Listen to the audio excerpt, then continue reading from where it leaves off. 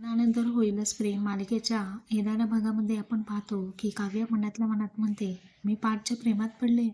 तर पार्थला न बोलताही ऐकू जातं आणि तो तिला म्हणतो, हो ते मला माहिती आहे, ते दिसते, परंतु तुम्ही स्वतःच्या तोंडून कधी याची कबुली द्याल याची मी वाट पाहीन.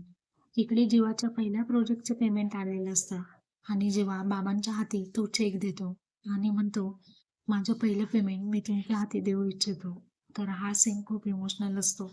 इकडे आपण पाहतोय की नंदिनी काउन्सिलरला भेटायला येते. तेव्हा काउन्सिलरला ती जीवाबद्दल भरभरून बोलते. जीवाच्या रागाबद्दल बोलू लागते. यांना एकदा राग आला ना, ते खूप चिडचिड करतात आणि पुन्हा थोड्या वेळाने शांतही होऊन जातात. तर जीवाबद्दल इतकं मन भरून ती बोलत असते. का नंदिनी म्हणते, मला माहिती आहे मी त्यांच्यासोबत संसार करते. तर काउन्सिलर म्हणतो, हा संसार फार काळ टिकणार नाही. आता तुमच्या संसाराची एक्सपायरी डेट जवळ आलेली आहे.